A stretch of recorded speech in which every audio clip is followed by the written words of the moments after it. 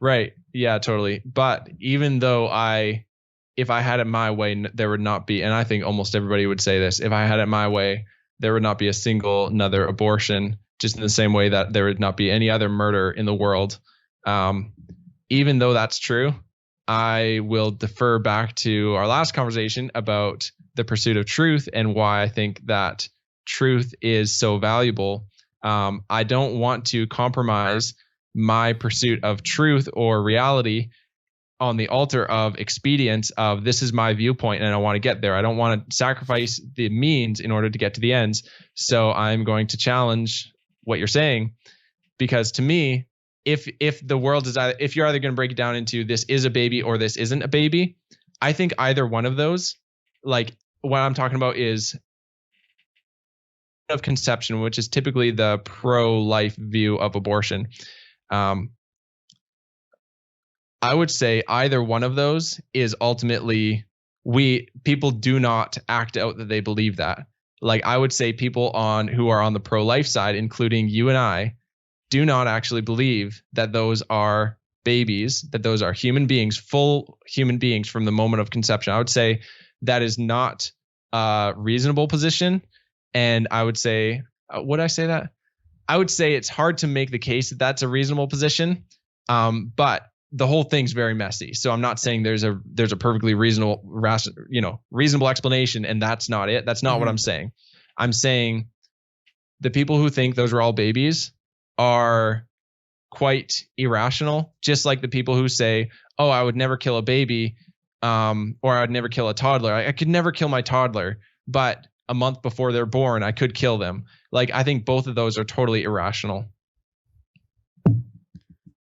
Okay. So somewhere in between is where you land.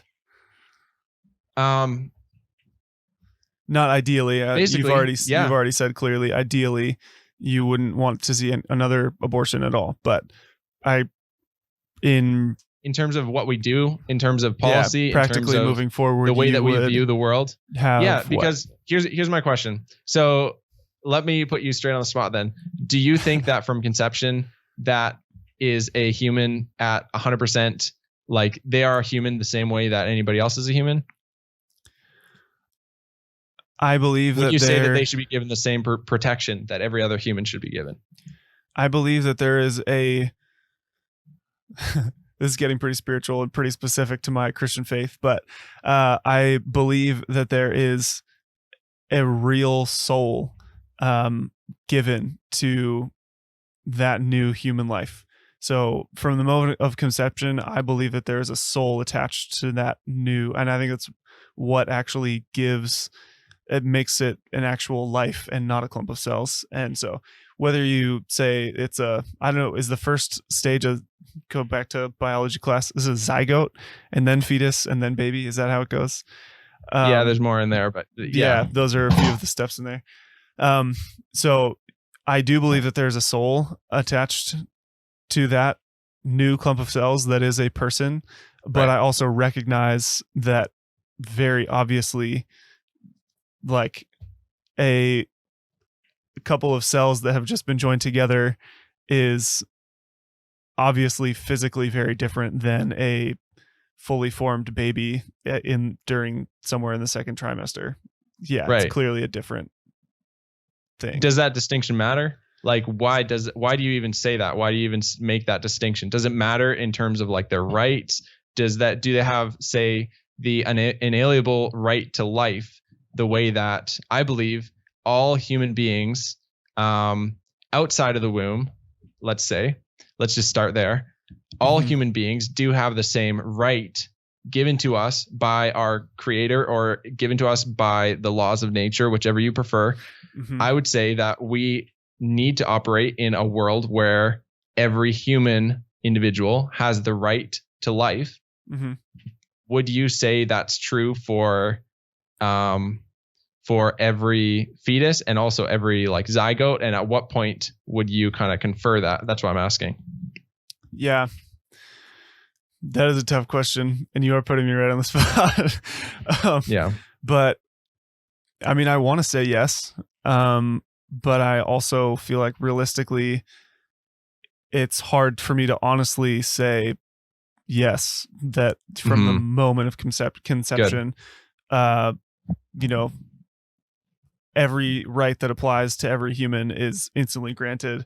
Like I said, I do believe that there is a soul released from heaven or from wherever it comes from, that is real and exists at that moment.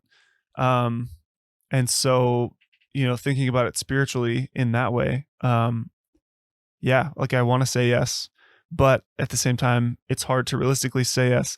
And getting really personal with it, I can say from personal experience, it doesn't feel like the same thing. My wife went through having a miscarriage, and it was sad. It was really, really hard for her, emotionally and physically. For me, honestly, I felt pretty detached from the situation for the most part, and I was sad. I was a little bit sad.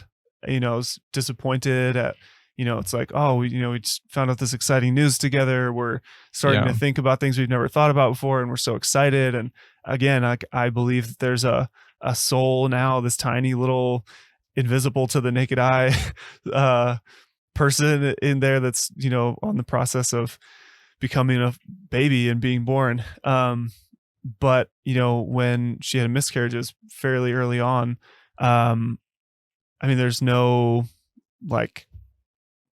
formed baby, and so it's clearly a different thing.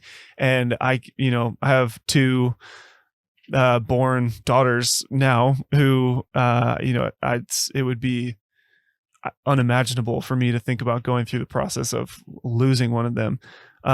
Whereas I was largely how do I say it? I don't want to misspeak about this because it feels important.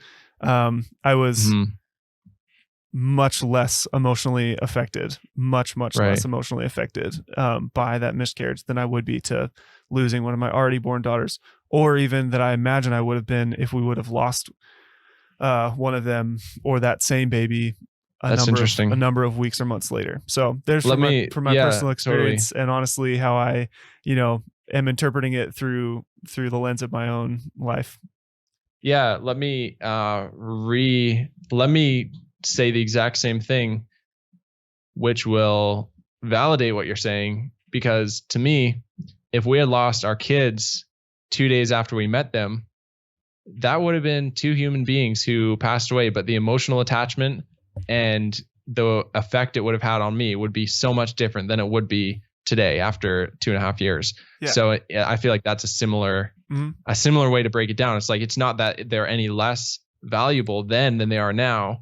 And for clarity, if that didn't make sense, your kids are adopted, and so you met them after they were born, not if if that didn't kids, yes. For somebody that didn't know that, they might have so exactly. So and obviously it would have been tragic, but it would have been very different to me in my my life.